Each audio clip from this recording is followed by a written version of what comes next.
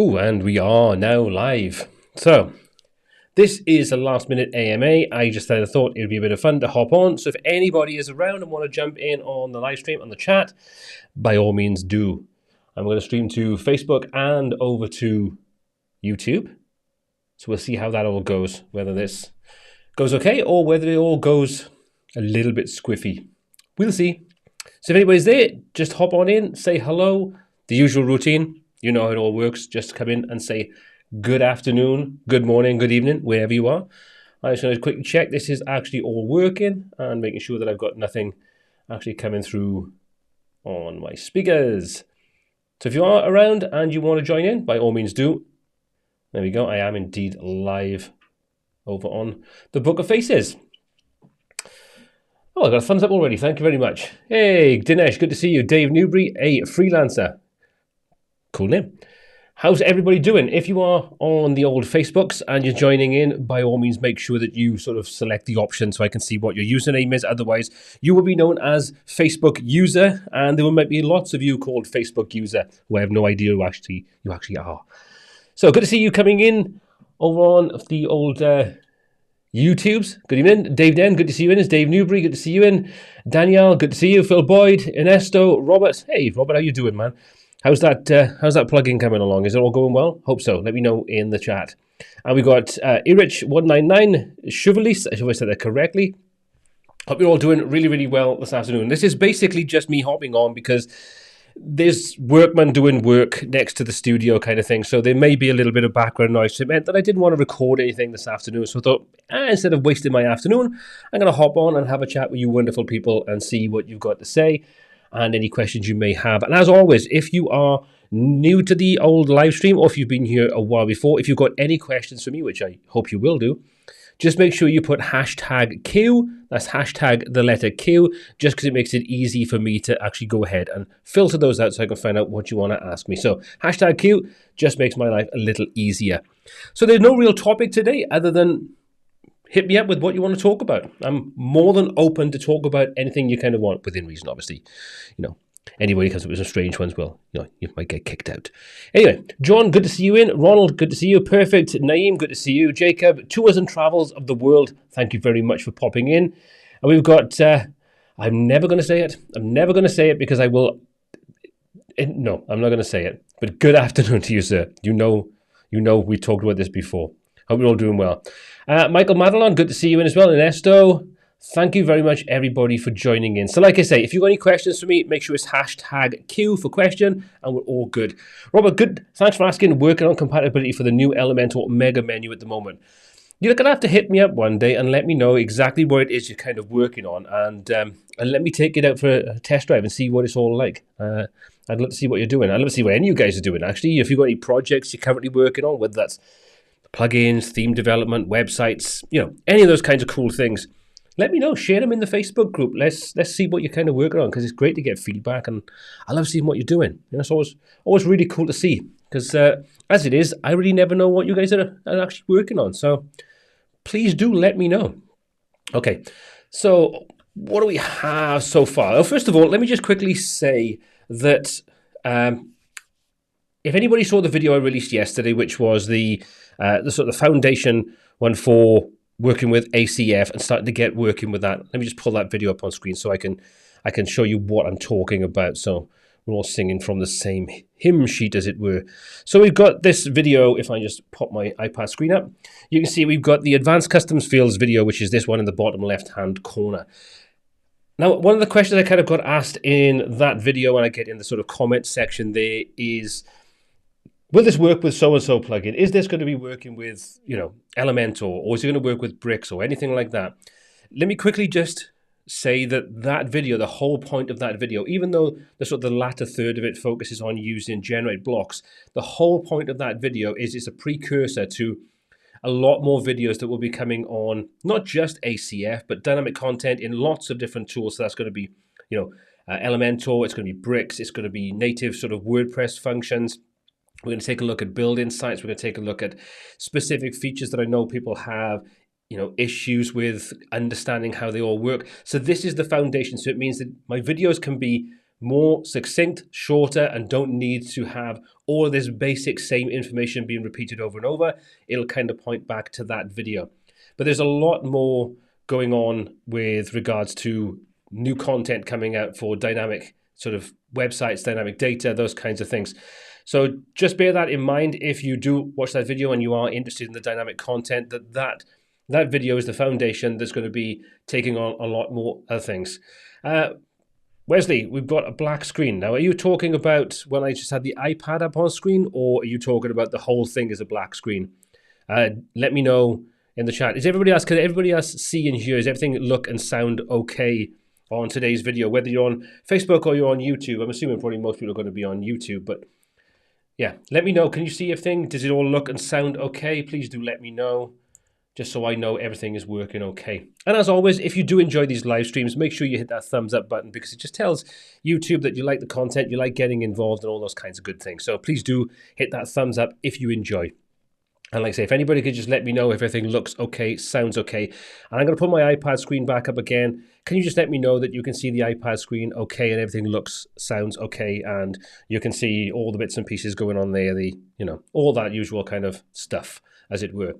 Okay, all good. Thank you very much, Michael. That's very nice to know. Everything top of my end, good man. All fine here. Cheers, Michael. Thank you very much. So we've got a couple of Qs coming in already, a couple of questions. Like I say, make sure that you just put #Q if you want to ask me a specific question, just so I know exactly what I need to sort of filter out. So let me quickly go and take a look at what questions I've got coming in already, which is always good to see. Right. Let's have a little look. Claudio. Great ACF videos. Thank you very much. You better choice for business directory in these days. I'm assuming you're asking what would be my kind of like tools of choice to create something like that. It all depends on what platform you're kind of accustomed to and how complex and how comprehensive your business directory would need to be. For me, for a lot of use cases, I would simply be using something like GeneratePress and GenerateBlocks, because the pro versions probably because they bring more to the table. And then if you want to do filtering, then you've got something like WP Grid Builder, which is currently, I think, running a 40% discount and a discount of their lifetime deals. Which is always good, even if you don't use that for the facet side. Even if you don't use that for the loop side of things, you can use it for the facets. In other words, the filters, and the searching, and the sorting, and so on. And it integrates very well. I released a video on that a couple of weeks back on, how to get started using that platform, that group together. If you want, more functionality and you don't have it inside a tool like GeneratePress and GenerateBlocks, then I would probably be looking at Brix, because Brix is going to have pretty much everything you're going to need to create that. There's a lot of features inside there that surpass what you can do with Elementor for like inline dynamic content, things like that. I know there's a tool I can't talk about right now, but there's a tool that is coming out that's going to open up a lot more possibilities across the board, not specific to like Elementor or Brix or one particular platform. I'm in the process of testing that out, and when I can talk about it, I will release some content on it. But just to know that it will be opening up a lot of dynamic content possibilities in a lot more platforms. So that's exciting. So yeah, I think I would probably be going down the route of Brix. And again, you can use WP Grid Builder or Grid Builder WP, whichever way around you want to say it, to do the filtering, the searching, and the facet side of things if you want to use that. And again, I released a video a couple of weeks back about how to do just that. So those topics have kind of been covered. Those will be my two choices, Claudio. So hopefully that will answer your question. And if you've got any specific things you want to sort of ask about, again, just put that #Q and ask away, and I'll do my best to answer them. Let's have a look. Jacob, do you plan on exploring and doing videos about it, the Crockabot plugins and use cases? By Crockabot plugins, I'm assuming we're going to be talking about things like the Jet Engine and Jet Smart Filters, which are the kind of Jet Search, which are probably the plugins that kind of fit in the best with my kind of topics and the kind of content that I create. Yes, I will be still continuing to look into those plugins, and we'll be creating some content on them. I want to explore all the kind of main players that we have and some of the newcomers like CubeWP and things like that into the market, to see what they bring to the table, to see how they interact with the different tools we have available, and give you a better understanding of what tools have strengths in what areas, and then you can hopefully make more informed decisions about moving forward with what you think are the best tools for a given job that you may be working on. So yes, I will be taking a look at some of the Crockablock plugins. I will be exploring more, again, going back into Jet Engine and the things you can do with that, and the sort of the filters and the facets and things like that as well. So yeah, there will be content on that side of things. Right, so okay. Michael, what's a good plugin to use in conjunction with Elementor to create a members section or multiple member sections based on user role? To be honest, you can probably get away with some really minimal things like a filtering plugin that allows you to filter based upon content or lock content behind a paywall, however you want to kind of do it, with just some really simple conditional logic. But if you want to get obviously into handling the payment side of things, where you want to have a more fully featured side of things, I probably would have recommended Wishlist Member, but that has been recently bought out, so I don't know what's going to happen there. But you could take a look at Sure Member, which is from Sujay and Adam Prizer. I'm testing that out at the moment. That's very, very simple to use and set up, but it could give you a good platform to create a simplistic sort of membership-based site. So take a look at those options and see if either of those kind of answer, your requirements, your needs, what you're looking to achieve with your membership site. There's so many different kinds of membership sites, from really simple, you have to be a member just to get access. And then you've got multi-tiered, and then you've got handling subscription models for recurring payments and so on. Really kind of comes down to how simple or how complex you want it to be and what you want it to do. There's a lot of sort of things that kind of go on behind the scenes there that you need to clarify to get a better understanding of what you actually want. Okay, I'm going to do one more question. I'm going to hop back out of here then. What about advanced theme for Brix, specifically builder tweaks options? Is there any standalone plugin that does the same thing, because the solutions are phenomenal? I don't think there's any one particular plugin that does the same as what Advanced Themer does when it comes to the builder tweaks side of things. But if I'm honest, Maximate's done a fantastic job with Advanced Themer. There's a lot of really cool options in there. The fact that you can use it to create, or just start out with a really simple sort of CSS framework, and you can expand it and build your own in whatever way you want from that, is pretty cool. He's building a lot of features that I think 1.9 or maybe 1.10 is already in beta testing. So he's bringing a lot of updates and tweaks and refinements and squashing lots of bugs when it comes to Advanced Themer. So personally, I would say I would take a look at Advanced Themer. I took a look at it when it came out, and I've got to go back to it and take another look at it as it's kind of maturing. But I like what Maximate's doing with it. It's pretty cool, and there's a lot of really nice features inside there. Yeah, if you want to sort of expand and tweak. I mean, for me, if you turn everything on, there's an awful lot going on, and it's kind of like it feels a little bit overwhelming. So I think I would be quite choosy in what I would enable and disable when it comes to the tweak side of things. But there's a lot of visual enhancements in there that really do just make things so much cooler and easier to work with. So Advanced Themer for me at this point in time, I would say, is probably the best of the bunch that allow you to customize the interface as well as the other things it brings with it when it comes to Brix Builder. If you haven't checked it out, take a look at it. It's pretty cool. I did release a video on this a couple of weeks back when it first came out, which I believe, let me just go to my videos. If I just pull this up a second, where's it gone? This changes everything, the one in the middle there. Take a look at that. That sort of show you the differences that you kind of bring to the table. That was version 1.0, so that was the very, very first iteration of it.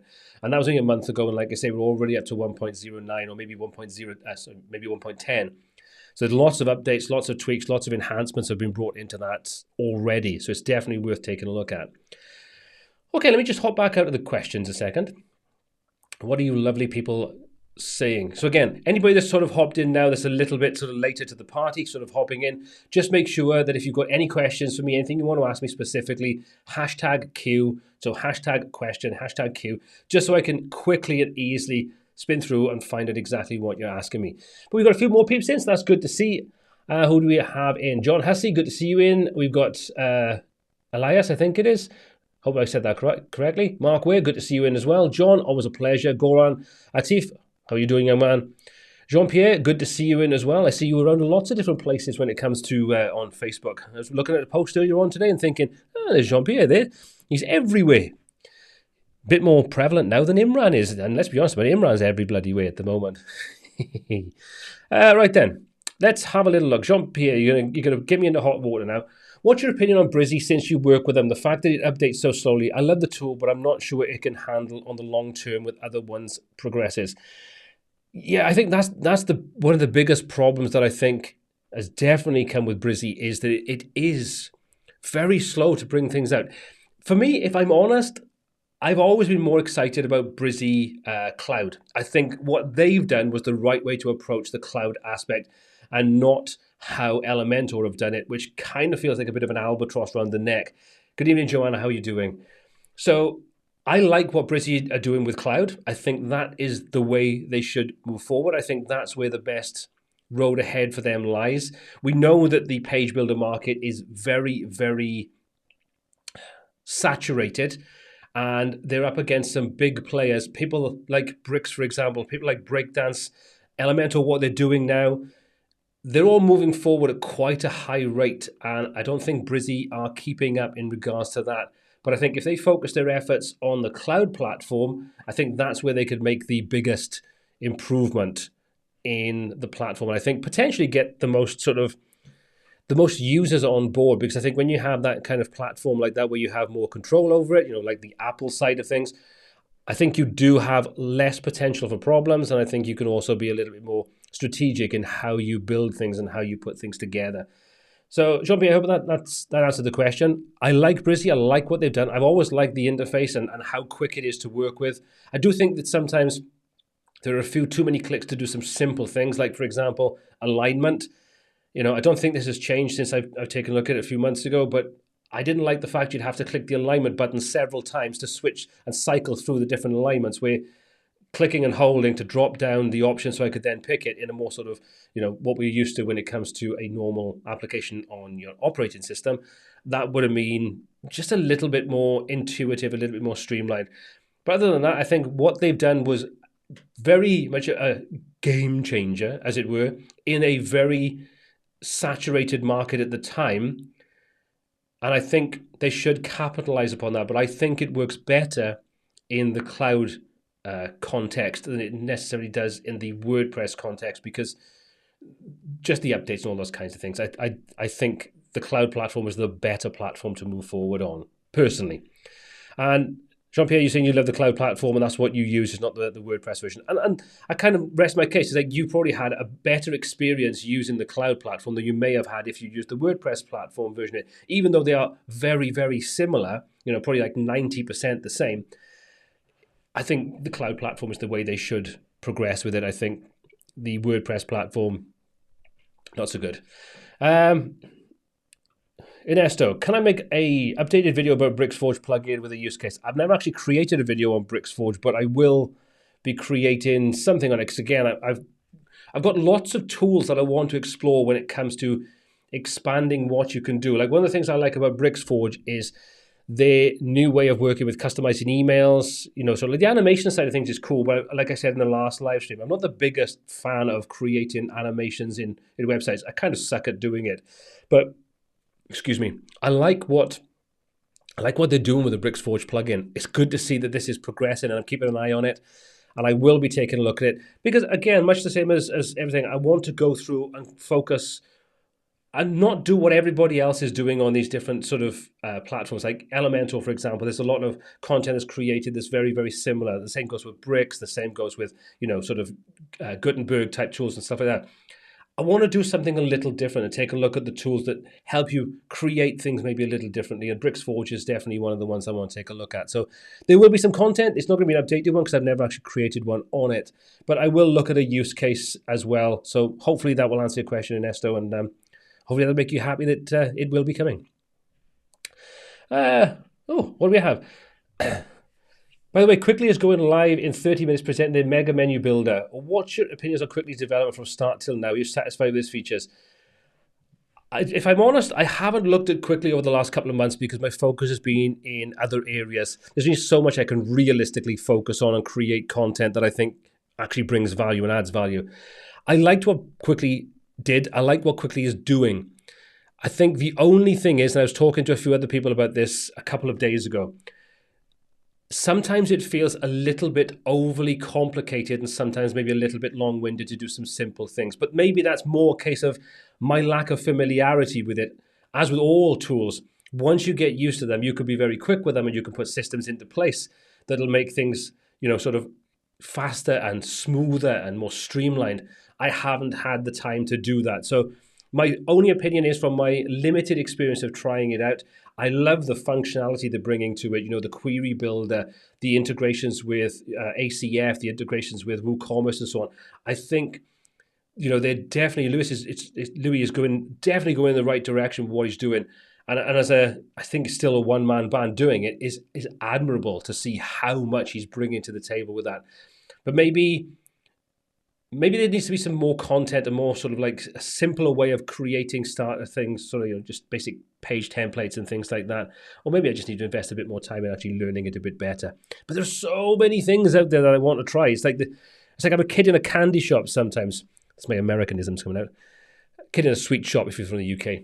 There's so much out there that I want to try, and it's like only so many hours in the day that I've got to play and experiment and create content and do live streams and have family time, So,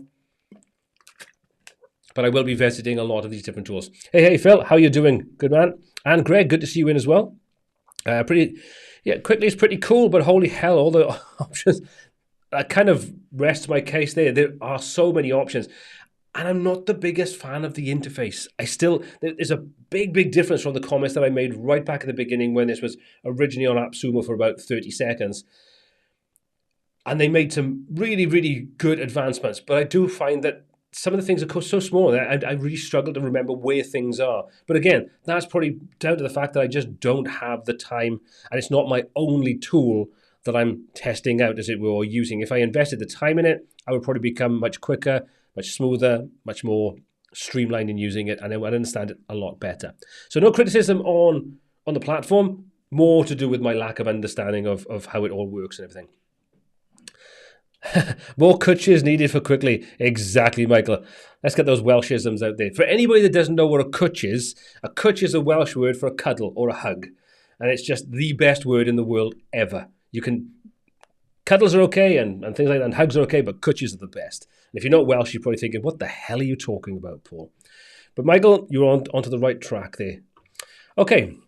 Ernesto, I like Ollie as well. I think what the developer behind that is doing is pretty cool. I really do like what he's doing with that. And hopefully it'll be one of those things that I think this will expand. I know he's asking more questions about the templates for things like the sort of like your archive pages and so on. And I think if he can bring the ability to be able to work alongside tools like Advanced Custom Fields and MetaBox and those types of things, I think it could be a really solid theme to work with. I still find full-site editing really strange for certain different things. But on the flip side, it was a nice theme to work with, and I enjoyed my testing of it. And I probably will go back and test it more in more different ways as it starts to mature, because it's still relatively young. But yeah, I think it's definitely an interesting theme for sure. And the fact it's free is pretty cool. Okay, right. Hutch. Is it possible to use CSS variables in Elementor without an additional plugin? I've been able to make clamp functions work, but using variable statements is a little clunky, if not impossible. My understanding is that they are starting to bring sort of classes and things like that to I'm assuming an alpha version soon-ish. I don't know how soon that's going to be. If you look at the roadmap, I think it's included in there. That should make then working with CSS variables and classes and a class-based system and so on considerably easier. But generally, out of the box, Elementor was never really built from that side of things. It was more, I think they're trying now to catch up with what Brix Builder, Breakdance, and even Gutenberg-based plugins, block-level plugins like GeneratePress, even though it doesn't technically use CSS variables in the same way we might be used to them, you can still use them in a lot of ways. So that's pretty cool. But yeah, at the moment, I don't think it's supported that well. I haven't really tried it that much, but I think it's probably going to be, like you say, a little bit clunky and probably require additional plugins at this point in time to make it a viable option to work with. But, hopefully it'll be something they will address and bring it in the future, and we'll have access to that. I will give credit to Elementor. I've gone back and creating a sort of mock-up today to expand on that Foundation ACF video that I released a couple of days ago, or yesterday, I should say.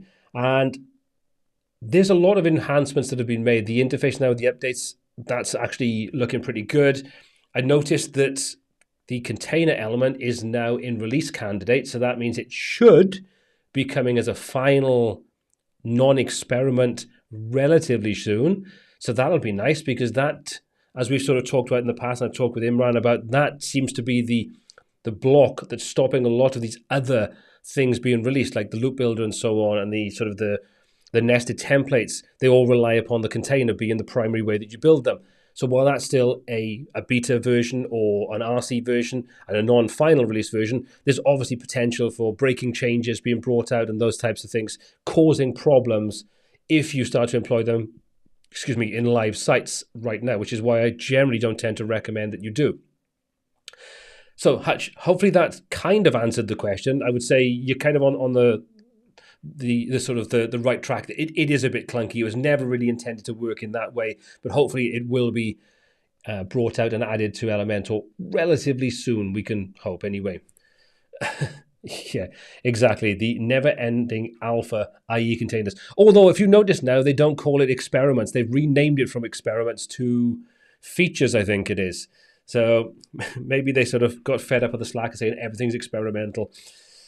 We shall see. Anyway, what other questions do I have today? So anybody that's joined in recently, that's missed the beginning of the stream, first of all, give it a thumbs up if you enjoyed the live stream today, because it does help. And if you've got any questions for me, just use hashtag Q for question, and it makes my life easier then when I go and search for them, which is exactly what I'm going to do right now. Okay.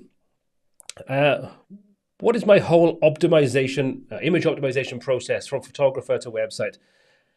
Well, there's two ways you can kind of approach that. If you are the photographer and you are the one that's actually optimizing the images, I would always recommend you optimize images before you even upload them.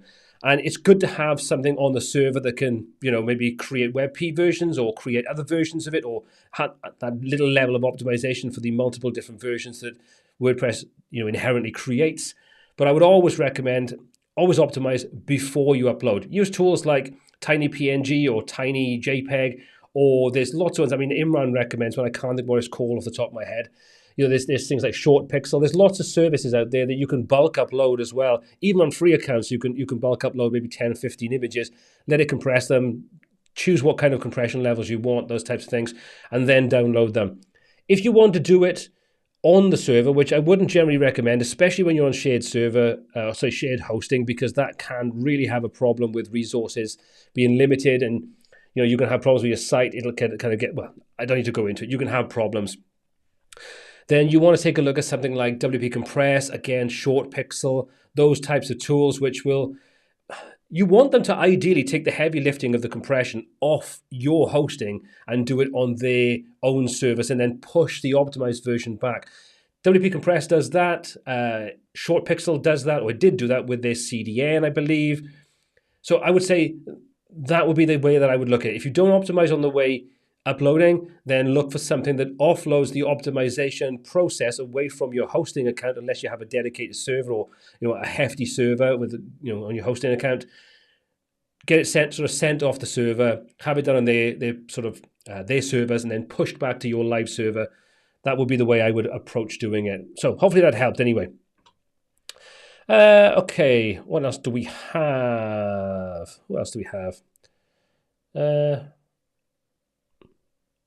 Can I release an updated video on shipping like the one from 2 years ago about the table-based shipping? For example, want to offer free shipping on selected products. Maybe, I don't know. WooCommerce is a bit of a weird one. When you're creating content, sometimes you get really good results, and then other times you literally get like a couple of hundred views. Excuse me. So I'll never say never, but I'm not in a rush to kind of do it anytime soon, just because they don't necessarily perform that well. Erich199. How do you feel about Gutenberg overall? I'm still not on board with it, but I really want to be. I don't know the way it feels when working with it versus page builders. Curious on your thoughts. Right. Excuse me, I got a bit of a cough today. First of all, I would say native Gutenberg, it's getting better. Looking at the Ollie theme and looking at the sort of templates they've got there, there's a part of that really sort of opened my eyes to how you can actually create nice looking layouts, but you are still semi-stuck in how everything works inside that Gutenberg settings. But it is better. For me, I still think you do need a block-based plugin on top of it, whether it's like a generate blocks or cadence blocks or something like that. They just make the whole process easier and more page builder-like. Excuse me. So Gutenberg itself is okay, I think, if you want to do blog posts, you want to do quite simple, clean-looking layouts. It's okay for that. When you want to get more complex, I still don't think it's there yet, and that's where I think you should employ something, like I said, like a third-party block-level plugin.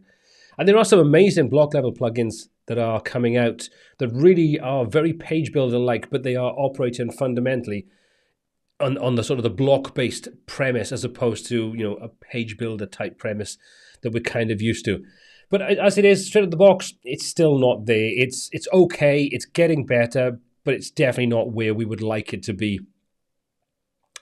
But let's have a look. When will you do a video about location parity pricing? I didn't know that anybody would want one, to be honest.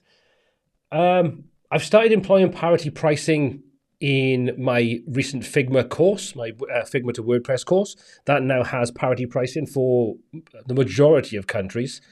So if you take a look at that, let me just sort of pull that up so I can, it won't show you anything because I'm obviously based in the UK, but if you're in other countries, you may see a banner across the top that allows you to get potentially a nice chunk off that. So let me just call that up on screen a second. Figma to WP, there we go. So if you go to this site, which is learnfigma2wp.com, depending upon where you are in the world, you may see a big banner across the top of the screen that says you are in so-and-so country, and you can use this code to get a parity-based discount. But to be honest, I just use a site that does all that for me. I think it's called paritypricing.com. Bear with me a second. I think that's what it's called. Paritypricing.com, I think it is. Parity Pricing. Oh, I don't know. I can't know what it was called. But that will take care of it all for you, and you can use the free platform on that to just basically pop a banner up. You just simply insert a little bit of code into your header of your site, and it will then geo-track it. If you wanted to bypass and stop anybody using a VPN so they can kind of like mess about with it, you can use the sort of paid plan, which I think is only like a couple of dollars per month, a few dollars per month kind of thing. But if you are then making parity sales on it, you know, it kind of covers that. It should cover that. One sale should cover it anyway. But that's all I do. There's nothing complex about it. I just simply use that. Dave Foy told me about it. He's been using it. I think he still is using it. I think Jonathan Jernigan or Permaslug is using it on one of his courses. And we're all just using the same thing. I literally think it's paritypricing.com is the service. And literally, you set it up, you create the countries, the discount you want to apply to them, generate some discount codes, add that to whatever platform you're using for your e-commerce and your shopping cart. That's basically it. There's no rocket science. But if you do want a tutorial on it, let me know. You know, if enough people are interested, I'll create it. It's very, very simple to do. Yeah, so like I say, that is being used on the learnfigma2wp.com website. So if you are in other countries like India and so on, then you can get up to about a 50% discount, I think it is, depending on what country you're in. Obviously, not all countries are supported because parity pricing is based upon your currency and the strength of your currency in your country. Anyway, right. Michael, are you aware of anything to create sample wool products, perhaps using AI rather than just the default sample products? I'm not, but it would be pretty good if you could do something like that. And I wouldn't be surprised if ChatGPT or one of those could easily do it. At the end of the day, it's a pretty simple structure when you look at the CSV file that's being created. And you can use ChatGPT to create tables, and you can assign what headers you want there. So I would assume you could probably do it and then just dump that into something like Google Sheets, and you'd be away. But no, I haven't tried it, but it might be something to try. Michael, I task you with that. Get onto ChatGPT and see if it'll work. Give it a try. Okay. Ernesto, are you still using BunnyNet for CDN, or do you know better options? I don't really have that much of a need for a CDN at this point in time, but Bunny CDN is the one that I do use for sure. I also use it for the video delivery for the courses, and also hosting files that I use in the courses, or if I want them as downloads, because it is so ridiculously cheap to use it for just for the video hosting side of things. It's good God, it's insane how cheap it is. And while it's not 100% reliable, I found it probably 99, 98% reliable when it comes to delivering those video files. And you can lock them to domains and things, which is all really cool. And in fact, I believe this video, that's actually the info about the course itself, that's also hosted on Bunny CDN. It is, and also styled up to look the way that I want it to from Bunny CDN. So you can kind of get a feel for it if you hop onto that site and you take a look. You can kind of get a feel for how good the video delivery is and those types of things. So yeah, I like it. I use it. I still use it, and I still recommend it. It's a good CDN for definite. Peter, I have to leave Toolset. I'll miss their front-end edit forms and filtering views. I'm hoping that ACF Pro, Fluent Forms, and Gutenberg's Hub's query filters kit will do the trick. Thoughts? If you want sort of front-end forms, you should try out ACF Advanced, which is acf-advanced.com, which is, there's a pro version, but I don't think you need it for this. I'm testing it out myself at the moment, and it allows you to do front-end forms. It's a little bit weird the way it works, but I will be doing a video on how it all works to sort of demonstrate even sort of the basics of how to start working with it. But you should be able to use that as opposed to Fluent Forms. But obviously, if Fluent Forms is what you're more comfortable with and you want to carry on using that, then stick with it. I haven't tried the query filters kit yet, though. If you've got a link to that, drop that in the chat for me so I can take a look at it, because I want to look at more into the sort of the filtering side of things when it comes to Gutenberg and how you can kind of use it. But I understand what you're saying with Toolset, although I never really got on with Toolset that much. It was good, but I always found it was a little bit too convoluted. It didn't feel natural and simple and streamlined when you had to set everything up. So I didn't gel with it, even though the way you do things in it is very similar to what we're used to. I never really gelled with it as a platform. But I know that a lot of people loved it for the fact you had the front-end forms, the query, the filtering, and so on was really powerful in there. And because they moved it over to be pretty much specific to working with Gutenberg, that was a good move on their behalf, because a lot of the other tools weren't that well integrated into it. So I think that was good for a good move on their part. But I know it's kind of a bit stagnant at the moment when it comes to Toolset, and I know that's not a good thing. It doesn't really inspire confidence. But I think the Toolset that you're talking about there, I think the toolbox, or the set of tools you're talking about there, should do what you want without too much of a problem. The only thing I don't know about is the query filters kit. I've never actually tested that. But take a look, like I say, at acf-advanced.com. You might like what that can bring to the table, and its native integration, and the other things you get with it, like additional fields and so on that you get with ACF, with the free version of it. So take a look at that. That's pretty cool. And I will be doing a video on that, hopefully in the next couple of weeks.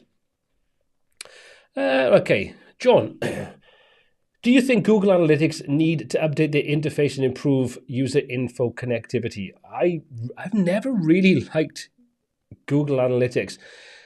There was a particular individual that got quite aggressive with their feedback and so on the video that I did recently about a free alternative, which was never meant to be a case of that it's going to compete with Google Analytics. It was a case of there's probably a big percentage of people that have no need for all of that data that you get as part of Google Analytics, but they install it in the same way that we used to install Yoast, because that was the term for your analytics. And I think there are better options out there. For me, I use Fathom. That's my kind of main sort of analytics tool of choice, which, again, while it's nowhere near as complex and comprehensive, can't type and speak at the same time, as something like Google Analytics. And again, Google Analytics has a lot of things that a lot of people need in it. And if you integrate it with Google Ads and stuff like that, it makes sense to use it. But I do think there are better alternatives out there for the average user. So for me, I use Fathom Analytics. I've got that set up on multiple accounts. And it's all inside the one dashboard, which is one of those nice things. It's fully GDPR compliant, which again is a really important thing if you're based in Europe or you have anything to do with European companies and individuals. And anything we can do to not keep giving Google our data is a good thing, in my opinion. But anyway, yeah, so I don't think I answered your question, John. Hopefully it did.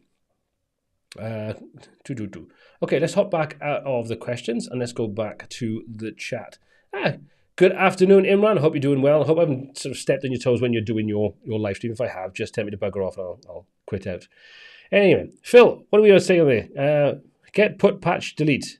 Okay, I have no idea what's going on there. Okay, so anybody that's kind of new in here as well, paritydeals.com. Thank you very much. I thought it was paritydeals.com. That was the website that I was trying my best to remember. So that might be Dave. That could be anybody. I have no idea that's actually posted that up, but thank you very much for posting it up on here. Let me just pull that back up. So if anybody's sort of like thinking of dealing with parity side of things when it comes to pricing, maybe take a look at that website because it makes it insanely simple to do. Literally is a case you just log in, set up your account, set the free account up, and just set up the different countries you want, the product you want to sell, and so on. It's really, really easy. It's probably 30 minutes and you'd have everything set up on your site, on your shopping cart, and everything running and tested and all those kinds of things. So yeah, check out paritydeals.com. I've got no affiliation to this in any way, shape, or form. I literally just use it myself. And like I say, several of us actually use this, which is pretty cool. Okay, so like I say, if anybody's new in, you've missed out the beginning of this, please do, if you've got any questions, hashtag Q for question. Makes my life a little easier so I can filter out exactly when there's a question going on and so on. But I'm going to probably stay live for about another 20 minutes or so. I don't want to take up too much time from your day this afternoon. And obviously, like Imran's probably going to be going live as well. So I don't want to sort of step on his toes either. So yeah, any questions, please do let me know. Just hashtag Q. And if you enjoy the live stream, again, thumbs up. You know it makes sense. So Phil, a lot of our clients use Matomo and have ditched analytics for businesses. That's the thing. There's a lot of different options out there. Some are self-hosted. Some are hosted like Fathom. Like I know Matomo is a self-hosted platform. I did try out, what was the other one you just said? I call it Plausible. I tried that out as well. And that's very, very similar to Fathom. The only difference was the pricing was different. One was a better price, if you ask me, than the other one. So that was my only key kind of differentiator between the two, was that I chose the one over the other because several people were using it and recommended it that I trust. And there was a slight difference in pricing for the amount of analytics that I actually use. And I only wanted to use it when I was kind of tracking sort of like sales potential on courses and digital downloads and things like that. There's no point in me spending huge amounts of money on analytics. And I don't want to use, like I say, Google Analytics for this. Horizon Records, can you do a tutorial on how we can create a website like Copy AI using WordPress? Probably not, because I have no idea how to connect things up to the sort of, I'm assuming it would be the OpenChat API. Maybe. I don't know. It's not really something that I'm particularly that interested in doing, because I think it's such a fast-moving platform with the AI and with tapping into like ChatGPT's API and those types of things, that I think what I would create now would probably be obsolete in a couple of months. So maybe, I won't say never, but it's not really on my radar right now to sort of do something like that. Let's have a look. Isaac, really funny to see the tutorials migration from Elementor to Brix Builder. I'm assuming you're talking about either myself or Imran, because I know Imran's just done one. If it is, Imran, I know, is doing both because he's got an interest in both and his audience are interested in both. From my point of view, if I'm honest, I just enjoy using Brix more. That's a simple fact.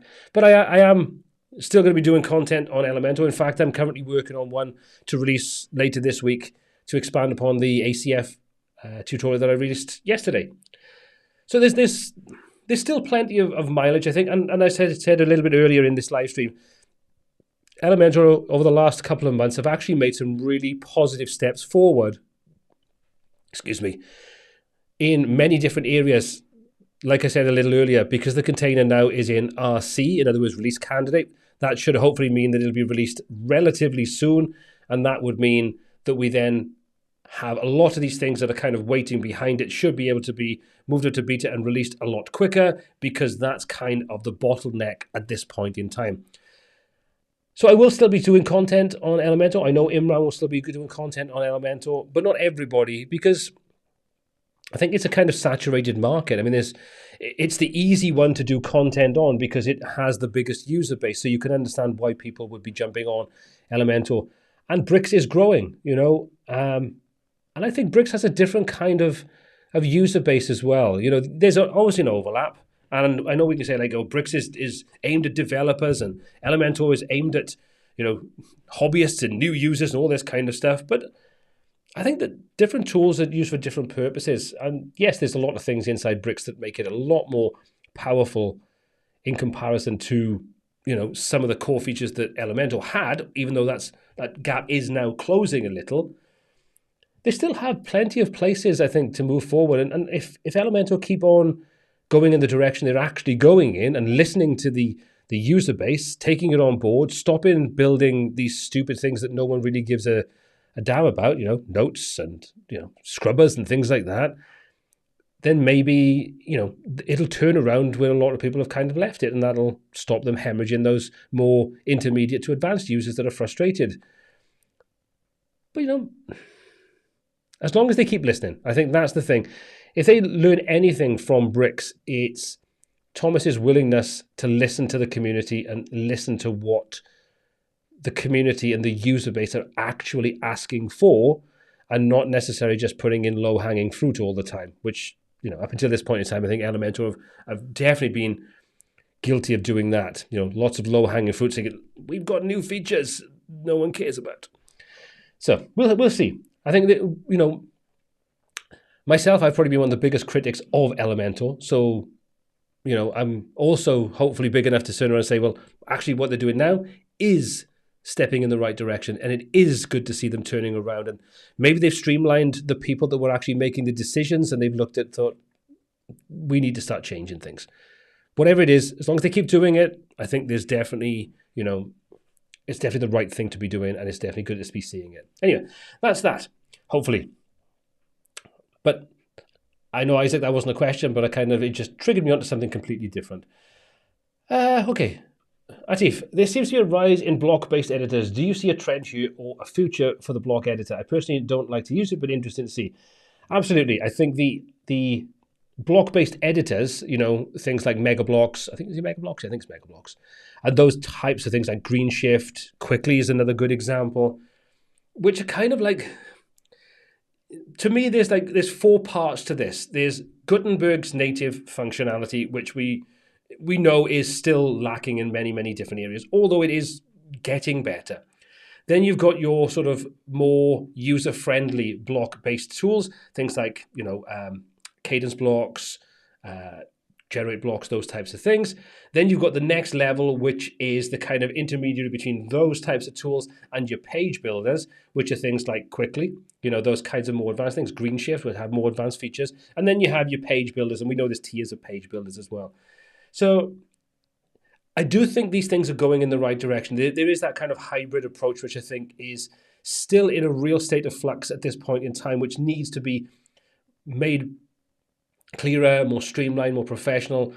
And it's the same with the page builders. If you kind of go back to the page builders, you know, from like, say, let's just say 10 years ago, then they've come an awful long way where they were all basically short code based things. So you take like Visual Composer. I mean, Divi is currently in the process of refactoring the entire code base because they kind of like hit their limit on what they can do using that kind of technology that was very reminiscent of like Visual Composer and so on back in the day. So when you disabled that, you just basically had tons of crap shortcodes that took you hours to clean out. Whereas new page builders these days don't really have that much of a problem with that side of things. So I think that's where they are at this point in time. You've got this kind of fluctuation where they're still having to wait to find out what core Gutenberg is doing.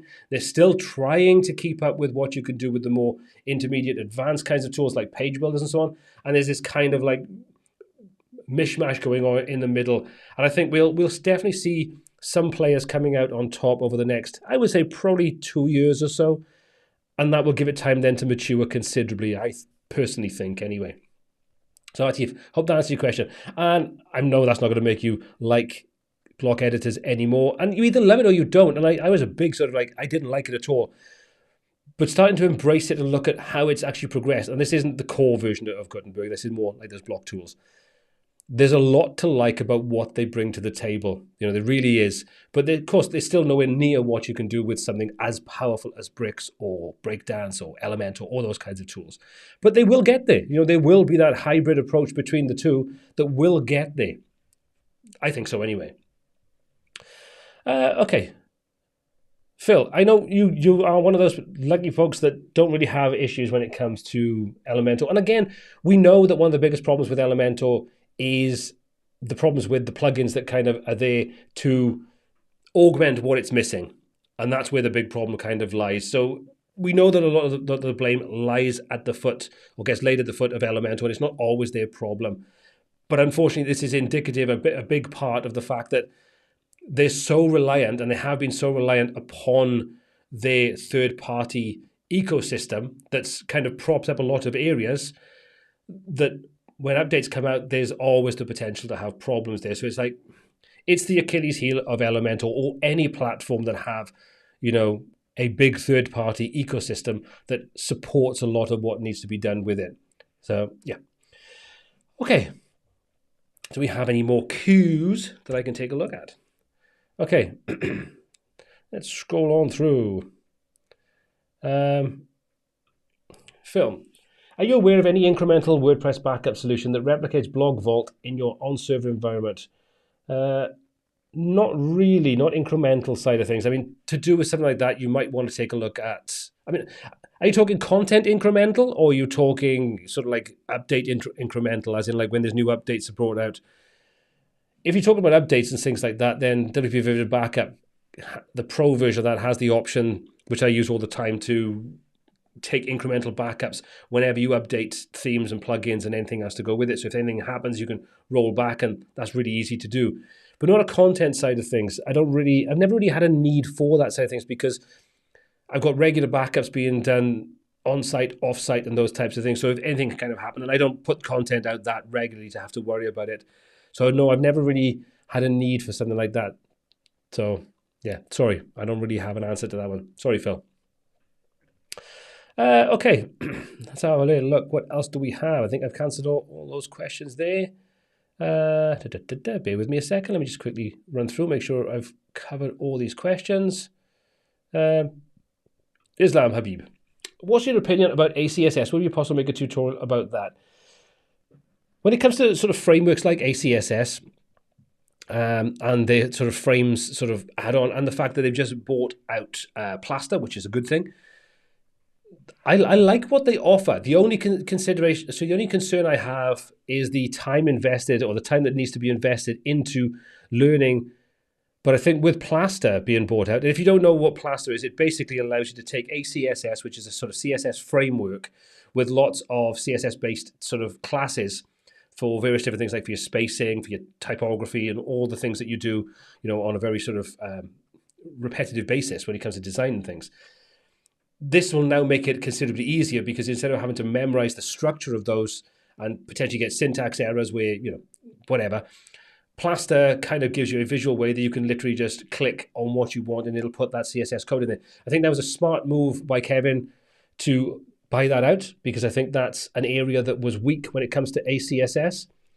But I like what they're doing. I like these CSS frameworks. You know, I think there's a lot of mileage in that. And if you are working inside a platform that you do a lot of repetitive things, and you want something that means that you don't have to worry about setting up those basics for your typography, for your spacing, for the flex, and all the sort of like the liquid nature that we have when it comes to design, a framework like ACSS or something like that can really make a big difference to it. So I like it. And will there be a tutorial?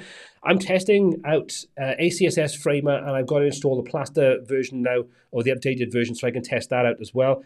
But yes, there will be some content coming on that, because again, this is one of those areas that I want to focus on, showing you how to build faster, build more efficiently, build, you know, using templates, build using frameworks, build using dynamic content. All these things kind of come together to allow you to build much bigger sites and scale things much faster and much easier. So all these things are in the planning stages. Some of these might be courses, micro courses.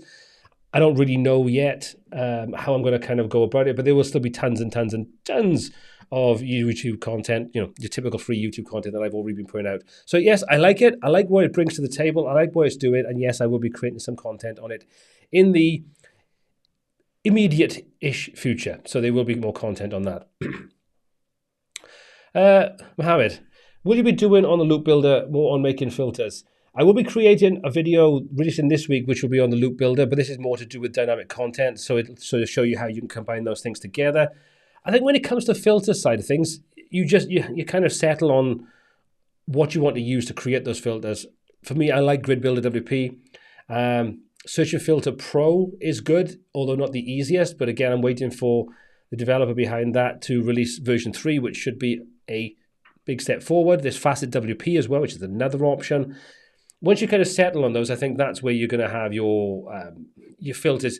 And once you kind of get used to working with filters, whether you're doing it in any of those tools, it's not that complicated. It's literally, once you learn the way that one does it, it's now that looking at how you structure your data. And I think this is probably the more important aspect of it, is not the tool that you use to create the filters, it's the structure you put behind it to make filtering easier.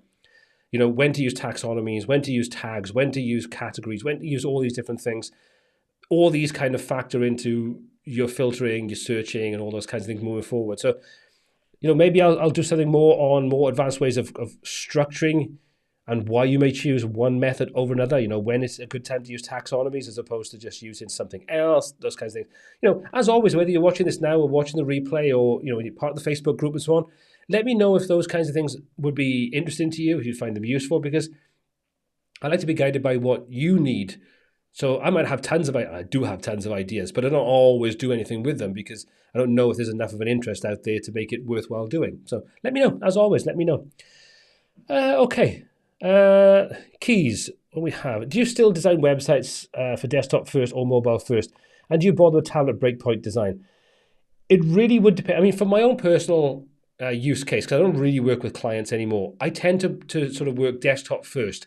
Because if I look at my demographic, if I look at my analytics, there's probably about 80+% are still using the desktop to access my content. Whereas the video content doesn't really matter because that's all on YouTube anyway. So I tend to sort of still work on a desktop first basis. But if I was working for a client or I was working on a project that was heavily skewed towards mobile first, then I would adjust my approach to go down that route.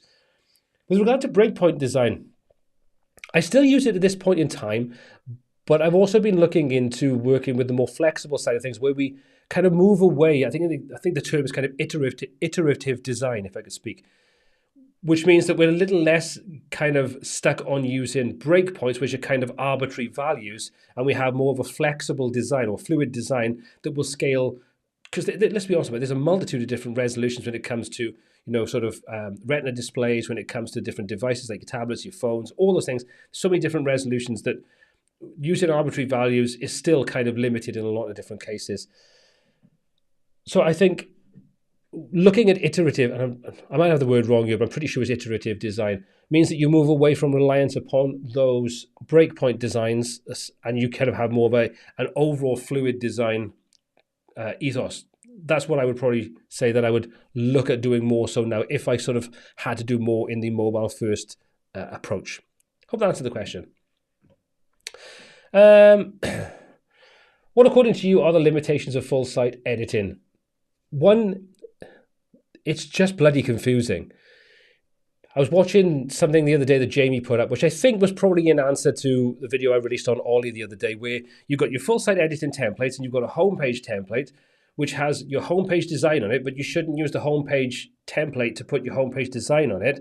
You should set that up. And it just bloody confused me. And I think that's one of the biggest problems when it comes to full site editing at this point in time, is there's a lot of confusion. I've said it, I got a bit of backlash on a comment that I put up on Twitter last week about full site editing and so on. Full site editing was created by designers that don't have a UI UX understanding. And I got a bit of backlash for that. But like it or not, that is a a fact. There's a lot of areas inside full-site editing that don't make sense. That features that are key features that are hidden away, that you've got to enable them via a command menu, or the full-site editing template structure that is kind of down to the mercy of the theme builder or the theme creator, how they want to portray it. And I got what Jamie was saying, that, you know, they will create a homepage template inside the FSE template structure. So when you put the theme on there, you'll have a kind of homepage. But that, to me, just adds to the confusion. It's like, if you want to make the whole process of full-site editing simpler, then what you're doing is you're actually making it more confusing by having things set up the way they are. So that, to me, is where I get a little bit sort of frustrated with full-site editing, and the fact that if you go into the dashboard of WordPress, if you go into the dashboard, it looks one way. You go into full-site editing, it looks a different way. You go into Gutenberg, it looks another way again. So there's three completely different types of UI in the same application in WordPress. Now, I'm reliably told that these things will come together and there will be a more streamlined approach, and maybe 6.3, I think, is the next version of WordPress that's due to come out. Maybe we'll see some kind of collaboration between those different parts and they'll all start to come together and feel a bit more cohesive. But at this point in time, it all just feels really disjointed and doesn't make a lot of bloody sense. So that's kind of where I am with it. But as always, let me know what you think. What do you like about full-site editing? What don't you like about full-site editing? Let me know. It's all cool to know. If there's any WordPress plugin you wish you could have, what would it be? One that did my bloody job for me. The one that I could literally just go, build me a website on so-and-so, and it would build me a website, and not like the current AI things. No.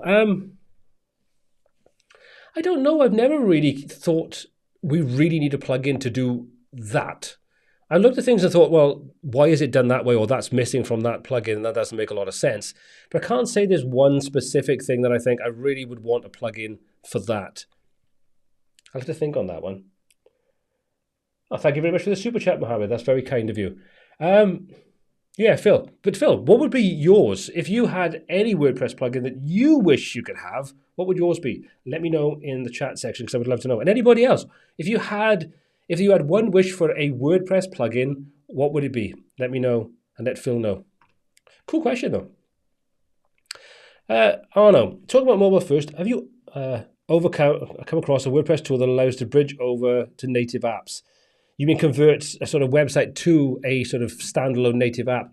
There are ones out there that do that kind of thing, but I don't think I would feel that comfortable relying on it. I mean, if you're using something like WooCommerce, for example, then that would probably be, relatively straightforward to be able to do, because you would have, sorry for the smile, it's just I've seen Carl's question.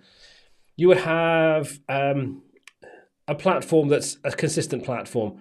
Whereas if you're doing something that you're building something bespoke, like using tools like ACF and stuff like that, that would probably be a bit more difficult to kind of get something that would be fully working. So no, I haven't come across a platform, but then I've never really tested anything out that heavily. I tried a couple of things out years ago, but we know technology is going to move on considerably. And I think with with AI becoming more and more prevalent, I think it's going to be more and more tools we'll be able to do, create sort of more viable apps that are closer to their website counterparts. Good question, though. And again, if anybody's come across any tools that do a good job of this, let Arno know in the chat. It's always good to know. Kyle, what kind of taco is your favorite? I don't really have a favorite taco, but as long as it's got meat and cheese in it, I'm happy. Easy on the vegetables, because let's be honest about it, they're just evil things. They're green, and no one should eat anything that's green. Other than that, yeah, that's pretty much it. But thank you for a really deep question, Kyle. I can always rely on you to put those questions out there, those hard-reaching, hard-hitting questions. Good man. Okay, so I'm going to give it a couple more minutes, and then I'm going to sign out of here today. But what I want to say is, first of all, thank you very much for everybody being involved, because it's been really cool to just sort of jump on a live stream and get 70, 80 people in. That's pretty cool to kind of do on a sort of like on the fly. I really do enjoy kind of just jumping on and doing a live stream whenever kind of the mood takes me. That's pretty cool.